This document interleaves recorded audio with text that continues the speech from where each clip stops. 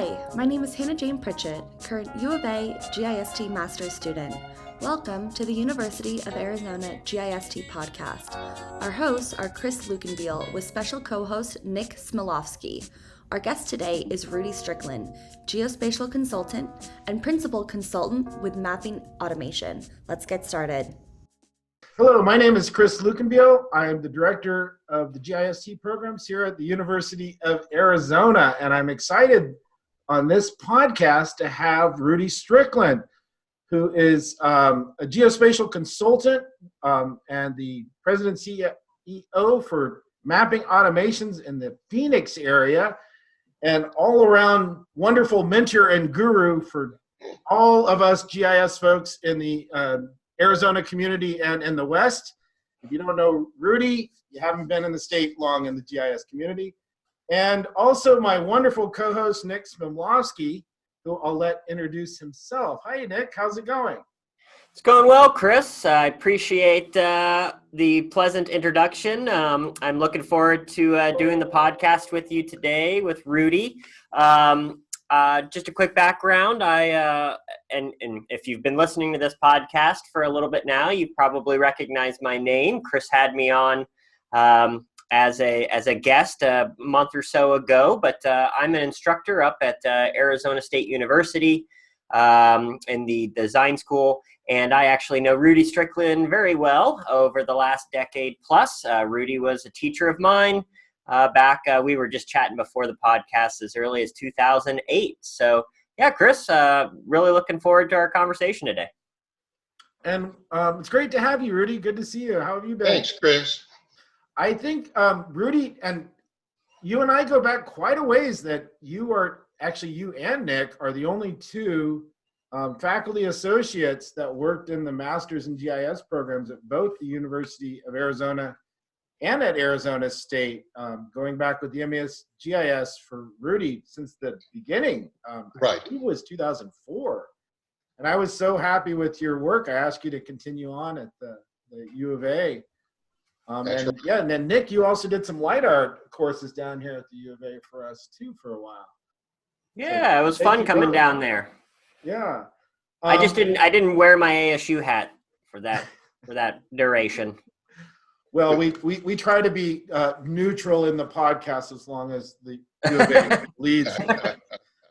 But Rudy, I think one of the interesting things, maybe a good place for me to start is with a question for you is, one of the things that I thought is unique about your background from an educational point and that you provide a very different perspective that I've appreciated and helped me with over the years, is bringing the survey community into the GIS community and helping GIS students understand, that there are kind of two different embedded communities within this broader industry. And having your educational background as a surveyor and having worked with the Arizona, I believe you were the president of the surveyor community for Arizona too, right, for a while, weren't you? Yes, it was. Yeah. But I guess one of the things I've always been interested in education is that there's not that much in the way of become educated in higher education in the surveyor community. And how did you go about getting interested involved in that, when you started your career? Well, yeah, it is an interesting background. My degree is actually an ME, Mineral Engineering, from the Colorado School of Mines. Mm-hmm. The minor of that was Geophysics. And way back then, this was 1970, we had a ancient CalComp plotter. Well, at that time, a new CalComp plotter. I thought it was fascinating that you could draw out maps with it. So that's what got me into the mapping field. My career with geophysics was actually pretty short. I discovered that you had to travel all over the world, and I wasn't quite up for that at that time.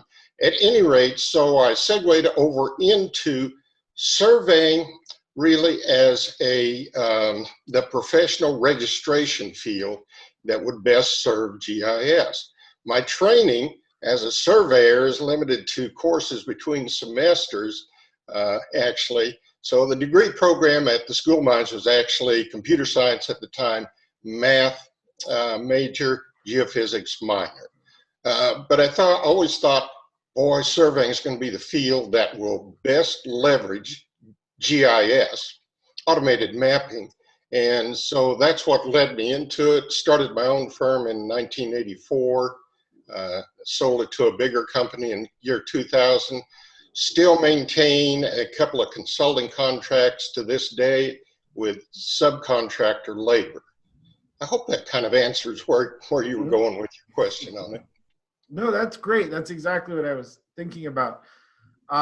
Also, how is it from somebody that's not aware of the distinction? How would you describe like one of the main distinctions between the GIS community in Arizona and the survey community? Like, there's a little bit of a domain specific where the surveyor community starts or does its own type of work, and the GIS community doesn't go into that area. How would you describe that? Good point, Chris. In 2006, we formally brought the two communities together, made an attempt to improve the communications by involving GIS professionals with the surveying organization, Arizona State Professional Surveyors, APLS, Arizona Professional Land Surveyors. And at that time, yes, I was president of the local chapter and became the state chairman a couple of years after that.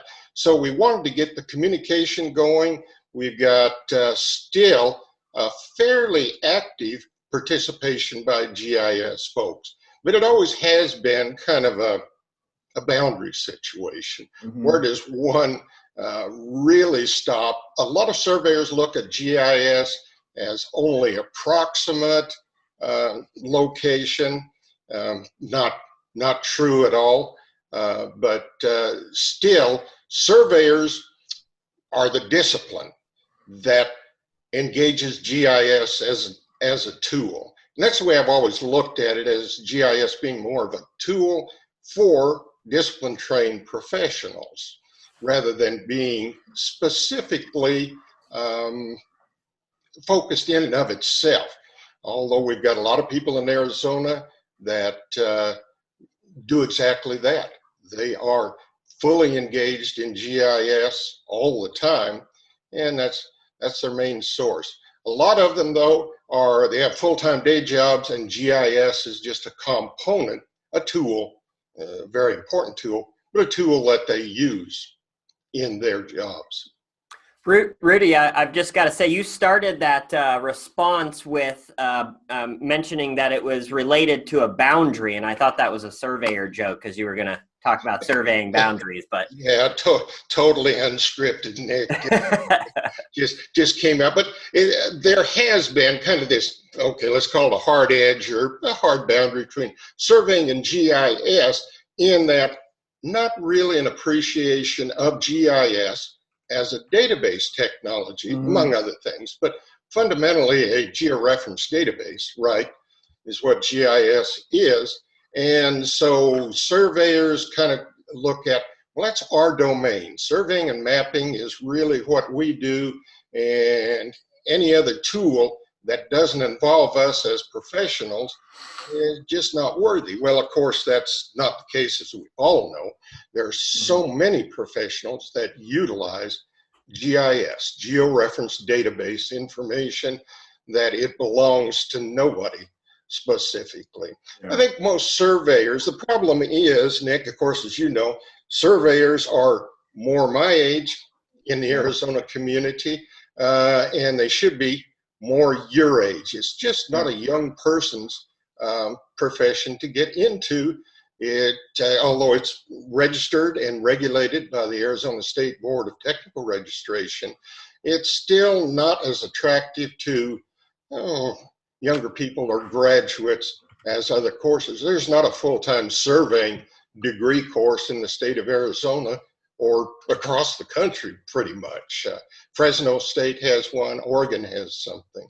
So again, I think it's just a paucity. Not enough people in the surveying community and coming up in the surveying community that really appreciate what GIS could be doing for them.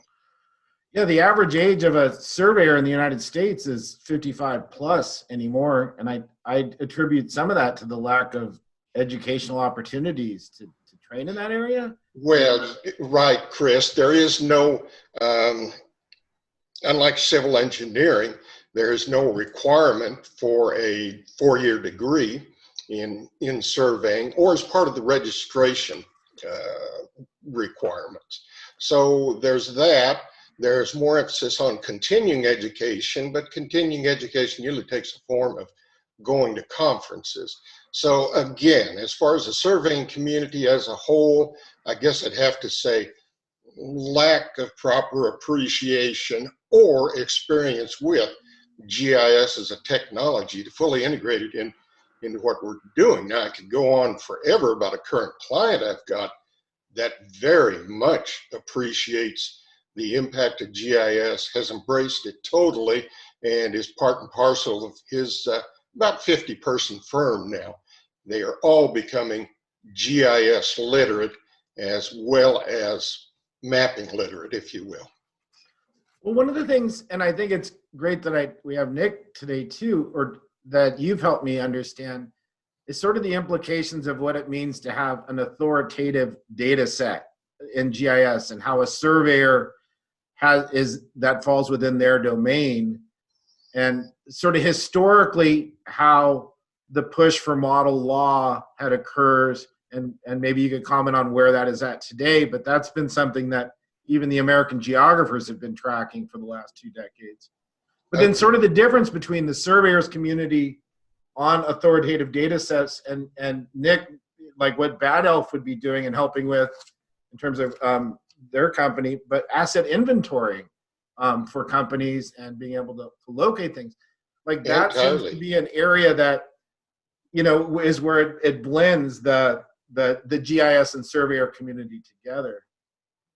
Yep, it definitely is, Chris. That's one of the trends, or the thing I always emphasize. Surveyors are interested in authoritative accuracy, right?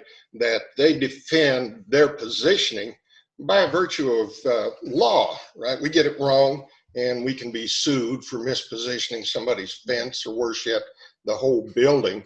Yeah. So yeah, there is this thing that I think is becoming more prevalent in GIS. How accurate is the data we've got?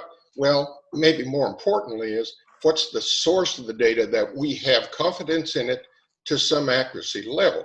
Not necessarily that it's down to the centimeter, but that we can reliably say it's within a meter for certain features that only require plus or minus a meter positional accuracy.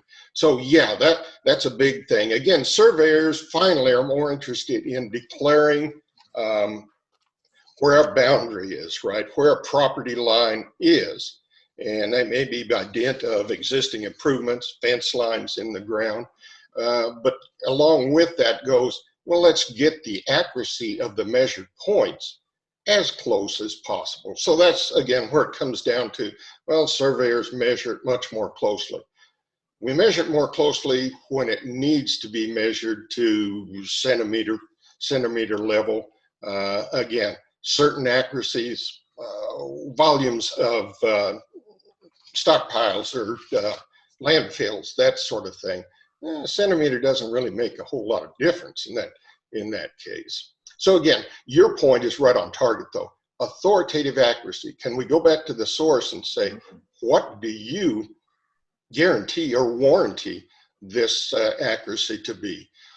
Plus or minus is fine, but that's the conditions under which we'd like to use it then. Rudy, I was just thinking, as you know, I've got some surveying background, and the actual profession of surveying, being a geodesist, is measuring the earth, right? And Right. Understanding those coordinates and measurements and shape and gravity to that authoritative level.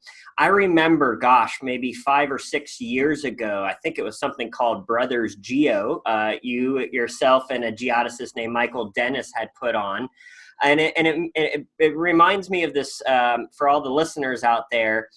These two gentlemen got in front of a huge crowd of GIS people here in the Arizona market, and basically, in a very funny way, scolded us a little bit about how we as GIS people, and quite frankly, weren't taking data serious enough and not understanding projections and coordinate systems and transformations. And in some way, I almost feel like maybe we could learn in the GIS community something from the surveyors about those standards of data. And then it also makes me think about, like the FGDIC and metadata, and how in my experience, we seem to like not do that. It's always like the afterthought. Maybe you could talk through that a little bit.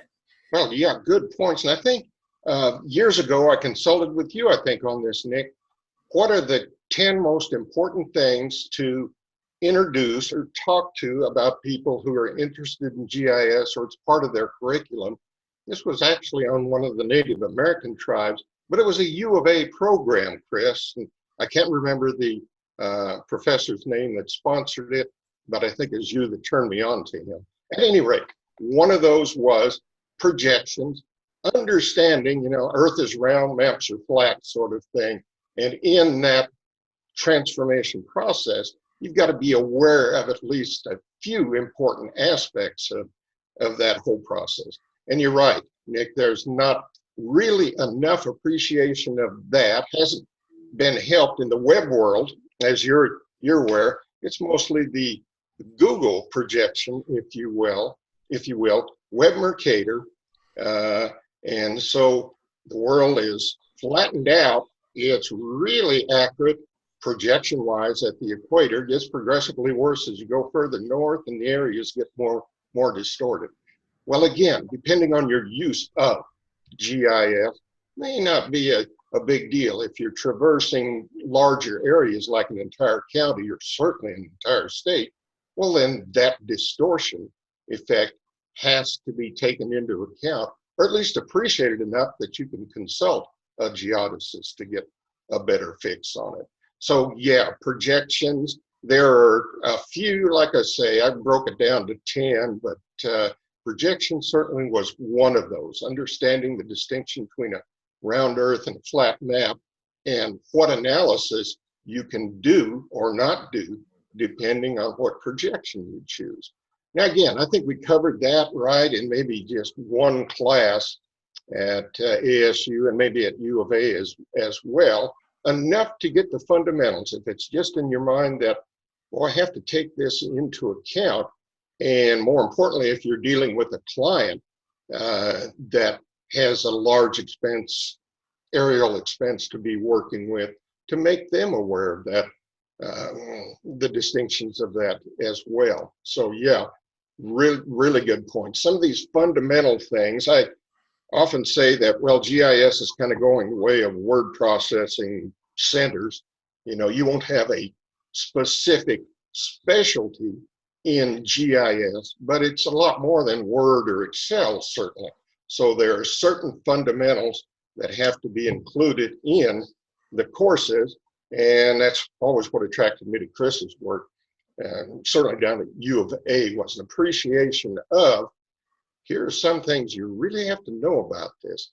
Yeah, color balance is nice and presenting nice looking photography, but even more importantly, how accurate, how sound is that data behind it? And projections are just one part of that equation. Yeah, I actually still think I have one of Chris's PowerPoints from GP or whatever, GIS 601 or 602, and he made me, there was a test he gave, and I had to know how many, miles around the equator, and he made us learn the planar projection and, cylindrical and conic projection. I remember that. Yeah, interesting. Just quick side note. As a GIS guy, as a young pup, I remember I was doing a large project, Rudy and Chris, and it was across several states as a transmission, or actually a water pipeline. And I had made the fatal decision at the time to set the coordinate system to one of the central states. But what I hadn't realized, because it had traveled so far out of that state, 2 states over, where the line was going through, it was going through farm fields, and farm fields have those circular, the circular areas where the tractors go, and you can clearly see the crop circle. Yeah, well, crop circles aren't circular when you have the wrong projection. And I just remember getting reamed by the project engineer. And it was one of those moments I learned that when you had to, that was before really good data-driven pages. And so when you had to redo the whole book by export, I learned how important it was. For sure. Did a project with Bonneville Power, which covers several states in the Northwest. And so they actually use a variety of projections, right? Transmission lines between microwave towers. And state plane systems don't quite get that. Now you've got curvature of the earth and everything into account. So they used a different system for maintaining that network. When they got down to the very close in, like individual project sites where the towers were located, well, now you were dealing with the property boundary, things like that, where accuracy was more important, and certainly the projection, onto a flat plane needed to be different altogether. So it's interesting. It's sort of like the Central Arizona project. Always interesting to me. They never chose one projection system to be idealized for the, it covers 3 separate state plane zones. They really just projected out from the central zone. And I thought it'd always be interesting. The landowners in the east, west, extremes of that kind of didn't get their full value for, the property that they either sold or wrote an easement description on. Interestingly enough, a surveyor over at Central Arizona Project has instituted a projection that is idealized for kind of the diagonal of the Central Arizona Project. So again, it's just an indication of being able to understand and geodetically tailor your system the right way. Very, very important. So geodesists, a whole discipline in and of themselves, ideal sort of thing.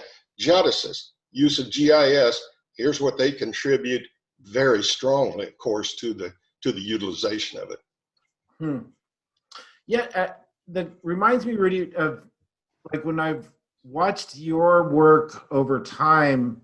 Databases has been a large one. Authoritative data sets, how to legally tie measure to the ground. But with projections, you've also taught for us in the past the idea of low distortion projections. And I know that you have worked a lot with Michael Dennis and National Geodetic Survey. Like your understanding of projections because of being a survey I would say, a very practical, pragmatic kind of result that's a little different sometimes than just a GIS analyst wanting to know, hey, can I do my spatial analysis correctly here with the right projection? Am I on the right? But I guess the question with your example of the Salt River project, and I was thinking of Michael Dennis doing one for the Navajo Nation, like localized projections for area. Mm-hmm. Maybe when does a surveyor start going, I need a low distortion projection, or those being able to think differently than what is standardly taught in a class about, do I need cylindrical or do I need a conformal or equal area projection? When do you start thinking differently as a surveyor or with your background?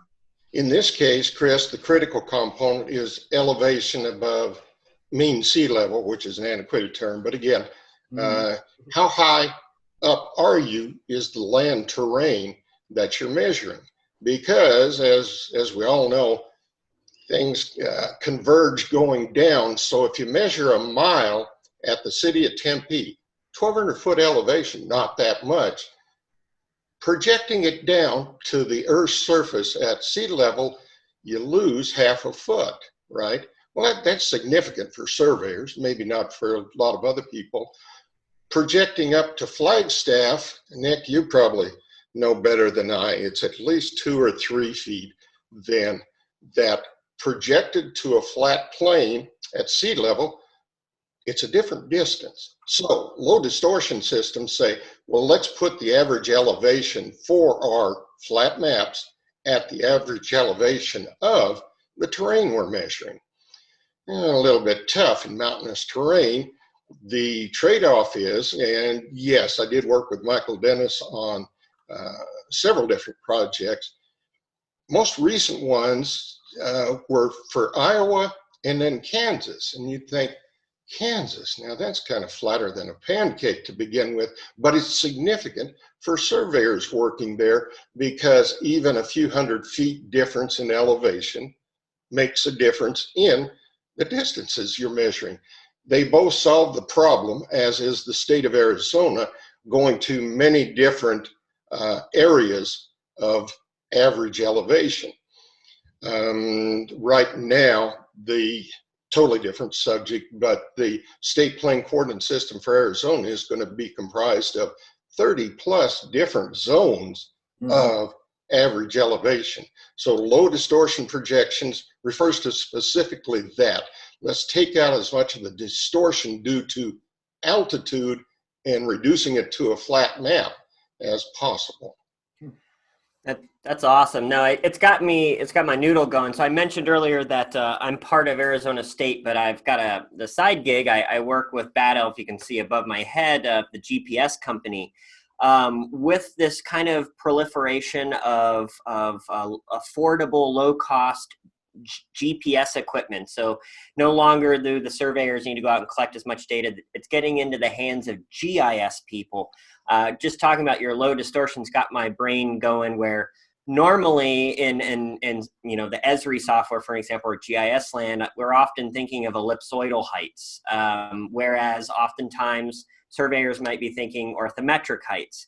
And as GIS people keep coming on board with, some of the equipment like the Bad Elf Flex we have to say tie down drone data, because that's such a buzz right now, right? Sure. Literally and figuratively, they literally buzz. But, they want to tie their data down, but then they're struggling because they can't seem to get this drone data to match up with, the data coming out of the GIS. But so your discussion of distortions is interesting. So, but I want to take actually a quick turn for it and move into a new subject. So one of the things that Rudy, I've seen and I've always admired about you over the years is your belief in open source and your belief in alternative softwares. Can you maybe talk through, and I know for an example, you've used all the softwares. I mean, Jack Dangerman at Esri by name, you guys are friends, but maybe you could talk through a little bit about over your career, how you've seen software develop, what your thoughts on open source, things like QGIS, and then, what do you foresee in the future as we keep kind of rolling forward in terms of software and licensure and things like that? Well, that is a real focus of mine, Nick, and has been for the last 5 or 6 years, is open source. Not to knock Esri at all, obviously very successful, and they produce a good product. The only thing I saw happening, personal observation, is that they were trying to expand the things that they did, right? We're going to become the software to do everything for you, whatever your application. So proprietary GIS software, not just Esri, it's becoming kind of a lowest common denominator approach, and some of the core functionality is sacrificed in that. We're going to be able to provide you spreadsheet kind of functionality. Well, no, why don't I just do my spreadsheet on Excel, forget about it, trying to dilute your core product to make that happen. And that's just part of a big company growing. We need to increase volume. Let's appeal to a broader base of users. Can't knock that as a business, but as a technology, you can certainly see, I think all of us can see, boy, parts of it are being stretched kind of too thin, in that there's not necessarily enough support for a particular aspect of the software. So got interested in open source, not from, it's free. Yeah, you got to have somebody. We went through that experiment with you at BPG, Nick, right? You got to have somebody help implement it. That does cost money. So it's not free, but the thing that really attracted me was that you had contributors with specific expertise coming in and participating in this great, combination of different software functionality that proved itself out.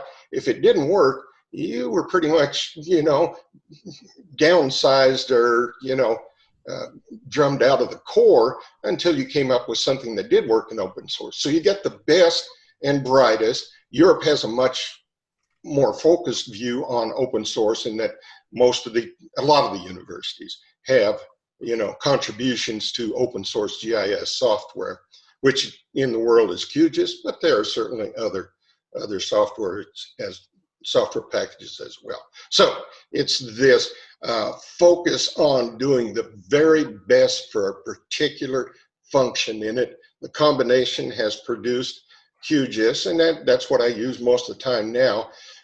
And a lot of reason is it's closed, it's connected entirely to open source databases like PostgreSQL, PostGIS. So now you don't have to compromise and say, well, I've got to spend an extra few $10,000s to get into a relational database. It's part and parcel of that open source GIS package. So yeah, in general, I'm prone to go to the open source blogs on the net to find solutions to what I need, rather than looking at buying another package from Esri. Now again, from a business standpoint, for a lot of organizations, let's say public agencies, that is not a bad risk at all. Now you get somebody who can provide the support. A lot of other people use it. It's just there are a lot of clients now that want to get into GIS, understand the fundamentals, not from an Esri standpoint. They've never seen an Esri or GIS desktop application. They understand that I've got information, I've got data that's associated to a location. What's an alternate way of looking at this? So open source as best and brightest, not necessarily cheap and free. It has proven out for me to be a combination of best approaches. Contributed freely. It's very nice. A lot of companies have gone on to, we're going to make our money in providing the consulting and contracting fees to get a company into open source. I think that kind of gets to it. But yeah, open source has been entirely my thing. Still have my maintenance contract with Esri, of course, and everything, because a lot of clients demand final delivery. I don't care how you got this data, but for me, it's going to have to be delivered and working transparently in an Esri environment. No, I think that's a really important point, Rudy. The one thing I've noticed with the open source trend in terms of the larger industry as an educator is I'm seeing things that are occurring now that remind me of when GIS was developing in the late 80s and 90s. This feeling of experimentation with new systems and new programming and especially with web-based technologies. But being, like we have to keep ourselves relevant, we need to keep up with the trends. And Esri does it too, that they are well aware of the open source and big data movements going on and are adjusting their business models accordingly. But I guess my question to you would be, and maybe Nick as well, is like over your career, for all of us to be relevant in sort of in this community, we have to kind of keep an eye on some of the trends that you've either experienced and lived with, or kind of looking forward in the future at like what's the next big thing that you see coming. What were some of the big trends that you saw sort of that changed the GIS surveyor community over your career for both of you? And then like, what are you kind of keeping an eye on in the future? Okay, well, I'd let Nick address this first, Chris, because he sees a better variety of end users, I think would be fair at this time. Right, Nick? But I did a podcast with Nick, so we definitely want to hear your opinion more. Oh, well, all right. Yes, major trend. You want some? I can help you, Rudy. I can at least get you started. Rudy and I were working with augmented reality and mixed reality 5-6 years ago. Rudy, why don't you talk to us about some of the things like Google Glass and HoloLens and these kind of heads-up displays, and how the digital information may not be presented on a screen anymore, but through alternative methods like, augmented reality or mixed reality. That's certainly one of the trends I've got sitting in front of me here, Nick, that I was going to talk to. The visualization of your data is important, right? And so for field personnel, really handy, rather than flapping out a big map on the hood of the pickup, is to put on some sort of appliance, some glasses, right, that see not only the real world, but a projection of the digital world, underground utilities, let's say, superimposed together. I think the term, right, Nick, is mixed reality now. Augmented reality is certainly another term, but mixed reality, real world, digital world of location data. Well, this one client in Phoenix wants to see not necessarily underground lines. They want to look at infrastructure assets out in the field, and then not have to dial in even into their smartphone. They'd like to see something coming up in front of their face that says, this is asset number, and we're talking about cable TV and fiber installations now. This is hub number so-and-so. It was last mapped or last inspected on this date. They see that instantaneously in their display. Now again, the display right now is an iPad rather than glasses, but they hold the iPad up to where they are in 3D space and see superimposed on those assets information that they need quickly. So yeah, this mixed reality, one of the very major trends out there. A little bit pricey, only because of the appliances or the devices that are now in use. HoloLens from Microsoft, not cheap, but again, depends on if that's what you need for your application. It works well. I do see at the time, excuse me, I saw Google Glass as, well, okay, we can integrate something into that. Early experiments with it. I still think some sort of glasses appliance under $500 may be the magic touch point to make that happen. So mixed reality, agree with it 100%. And now you get even more into, it's like when we look at a photograph, right? An aerial photograph, well, this is truth. It is truth as far as the image. It may not be truth as far as the relative accuracy of points within that image. Well, now with mixed reality, we're seeing real world out there, cable TV hubs, telephone poles, manhole covers. And if our digital world doesn't mesh with that, all of a sudden we're sort of questioning, well, I know what I'm seeing, but my digital world isn't lining up to that, and you start to lose confidence. And even another argument for increasing accuracy is going to have to be integrated with all of these products. Mixed reality was something, and I think you're still involved with it to an extent, Nick. My current involvement is through FME. Oh yeah. Feature manipulation engine. They did testing for their iPad and now their Android devices. Same sort of thing, you know. Here we see digital coming up.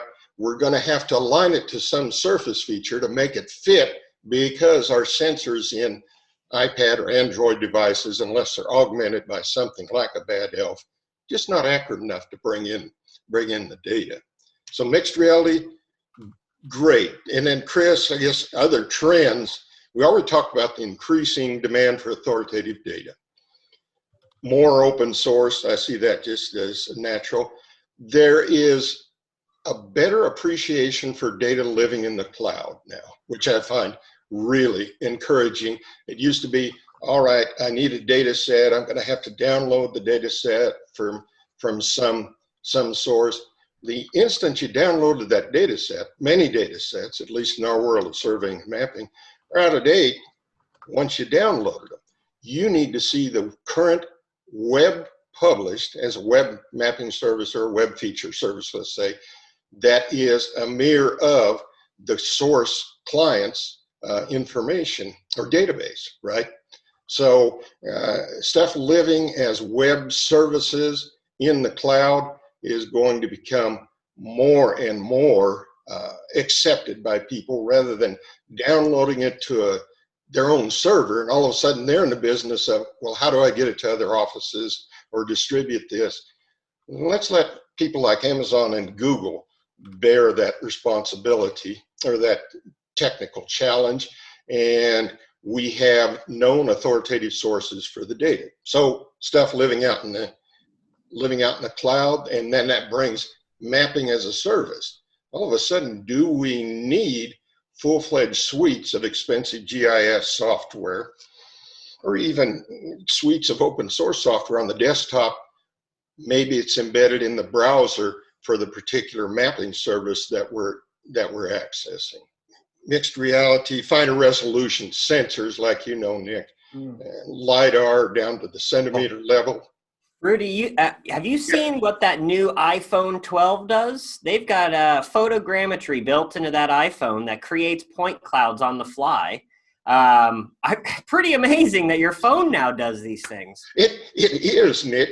Only read about it in surveying blogs about the LiDAR capabilities of the iPhone 12. I forget what the range is, but yeah, now all of a sudden, typically LiDAR today is appreciated by non-mappers as more, here's what goes on the front end of a Tesla, or, cars that have sensing of objects out there.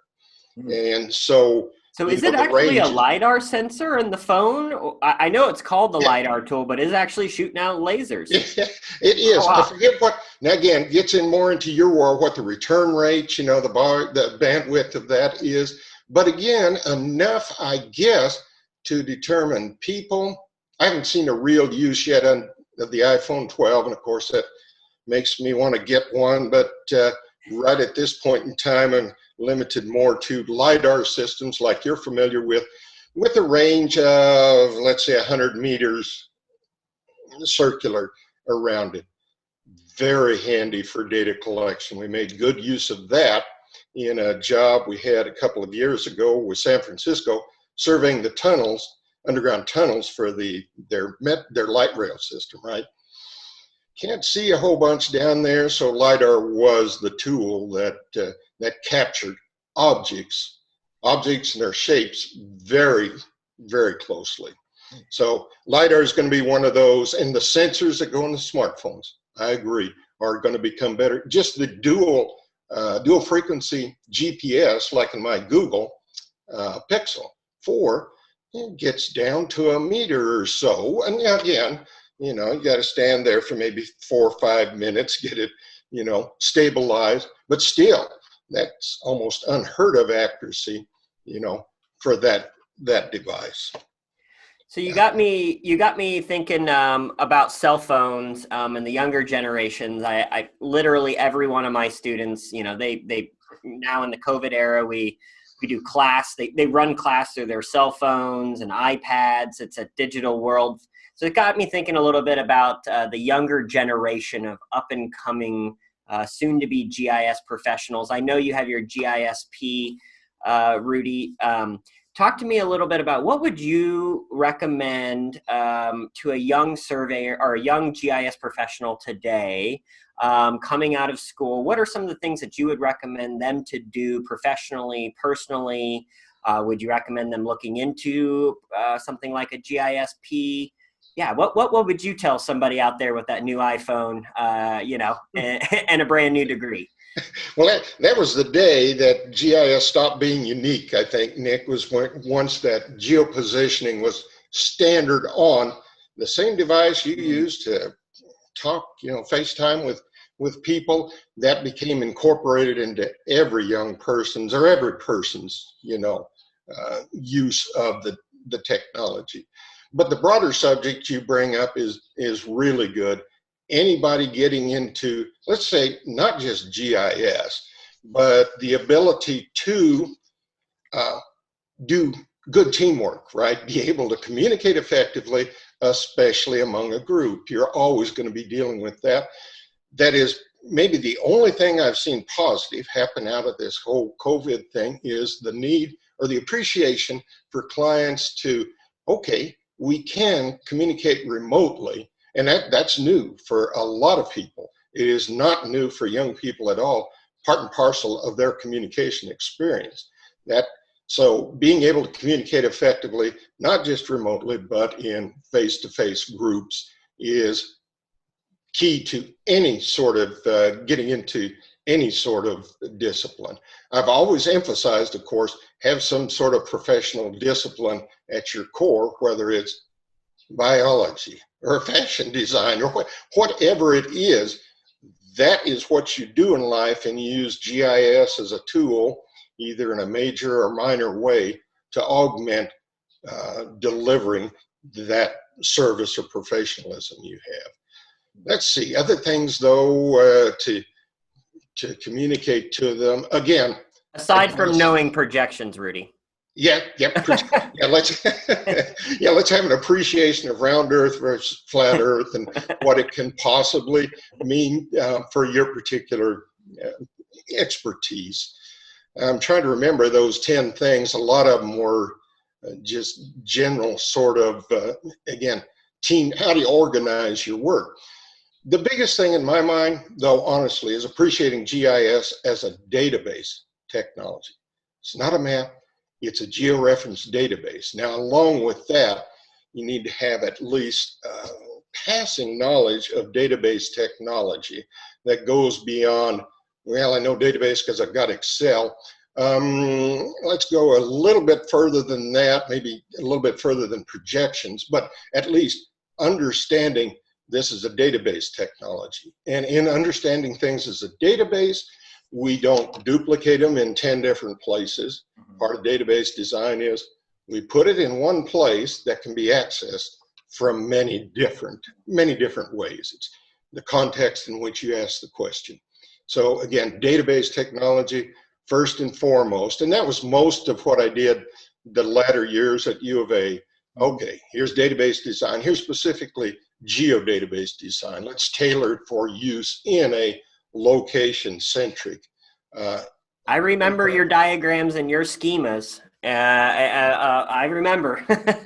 Yeah, it's just, again, part of what you don't put on a resume anymore is, well, I know Word and Excel. Well, big deal. Please don't waste space with that. We are assuming, anybody hiring is assuming that you know basic tools. For anybody wanting to incorporate GIS in their repertoire, it should be database, familiarity with the fundamentals of database. And as the last course I gave at the AGIC conference 2019 was, here's the fundamental language. You learn this, structured query language, SQL, then you've got entry into a lot of different databases rather than learning at a top level. Here's specifically how you would do it in Microsoft Access or something like that, or even Excel. You're not utilizing the right tool. You need to understand databases and then how to apply them to geospatial. So database, what else did you ask, Chris? What, besides just being good people all the way around, One way, Rudy, that you've instructed me is more by your actions than by what you get up and talk about in class or at conferences, but to watch how you perform in the community and in the GIS industry in general. You're a very strong proponent of community engagement with the industry, and you have a very high profile in the GIS community in Arizona, as well as at conferences with Esri. You've gone to Google for me to sleuth out the new technologies. I mean, you're a very engaged person over the years. And we always advocate, Nick and I both, to our students and to get them out and network. And I guess along those lines, I mean, you've been a mentor for me on this for decades for me. And this is one of the key things I take away when I think of you is like, oh my gosh, Rudy's everywhere. Everybody knows Rudy. It's just a given, if you don't know Rudy, who are you? But why do you do it? Like, I guess, like, as somebody might be going, nah, I'm smart, I'm brilliant, I don't need these people. Like, what value does it give back to you as an individual and for your company and for your career? Well, as you know, Chris, I've always enjoyed, presenting to classes or to groups. And other than your payment to me, the work has all been pro bono or making presentations. What I enjoy personally, first of all, is if I can explain something simply enough that most of the people in the room get it, or at least most of the people don't leave during the presentation, then obviously I understand it well enough at core myself to be doing that. Easiest thing in the world for any of us, right, is to explain things at our level of understanding, hoping that the people already know the terms, and projections. Don't even have to go into it. Everybody understands projections here. Well, they don't. And being able to present them in a manner that is at once simple, but interesting as well. And so, yeah, I've usually got either props or my presentations, are, I'd like to say eye-catching. That's not a good description. But at any rate, it's memorable in some sense, and they get at least some sort of knowledge out of it. It rewards me personally. Yeah, I like that explanation of this particular topic. I understand it, but if I'm not able to communicate it to not just people who come into a room for a presentation, all important to communicate it to the clients. If you come across as just this expert that nobody understands in the room, I don't care how high paid you are, that's just not going to leave the impression in the client's mind that you really do know what you're talking about.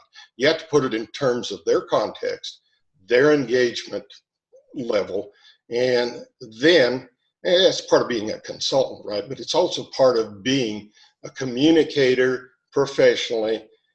Everybody is going to be a salesman at one time or another, presenting either their point of view or a technique, a technology. And if you can't explain it simply enough, you don't know it well enough. As Einstein or somebody that said that, if you can't explain it simply, Richard Feynman, I believe, is the guy that really pushed on that.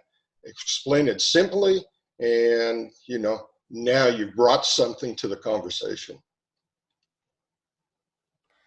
That's great, Rudy. I also, just following Chris's lead, kind of being an echo chamber here. You've always led the charge in terms of networking and presenting, whether it was at APLS, the local survey group, or at AGIC, our local GIS group, or even nationally in terms of, ESRI conferences and things.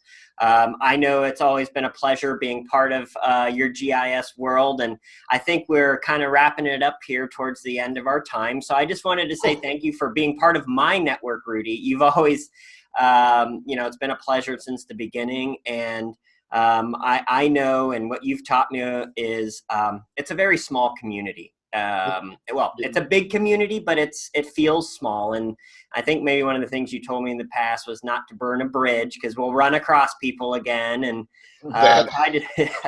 it's been a pleasure, Rudy, for sure. Well, Nick, I appreciate it. We become collaborators now. It's not mentor-student sort of relationship, like with the recent project with Phil and with the EMS, is getting expert feedback from now your field and your experience.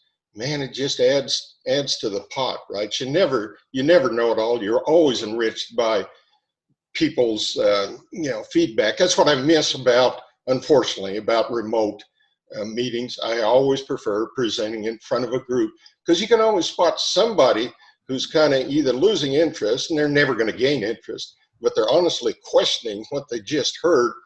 That forces you to recast it slightly different. And it's the best thing in the world from an educator standpoint, right? To see somebody, oh yeah, the light has gone on. Okay, good. That's what you need to deliver. So yeah, I appreciate that. Our relationship has grown one into now colleagues on the professional stage and personal. Well, thank you a lot, Rudy Stricklan from Yes, Mathematications for joining us today on the UAGIST podcast. And thank you, Nick Smilovsky, for joining us from Bad Elf today to be a co-host on the podcast. I really appreciated having you both. And Rudy, I got to say, you've just been the pillar. I call you personally the godfather of GIS of Phoenix. That's my label and mine only. But I think a lot of us would agree that we're much better off and thankful that you have been around to be a mentor for the GIS and Arizona community and be a mainstay. I always look forward every year to seeing what you're going to do at the next AGIC conference. Well, I appreciate that. I can get back here soon. Yeah, all right. Yeah, it comes from just being around longest, maybe still standing is something. But like I say, the knowledge base increases daily, and I don't want to give that up. I'm way past when I probably should retire, but this is a thing I enjoy doing. And so ideally, people like yourself and Nick, it's not a job when you enjoy what you're doing. So, best way, if you can vector young people into that slot in life, personally and professionally, then it's the best possible contribution you can make. Thank you, Chris, for the opportunity. Nick, see you again soon, I hope.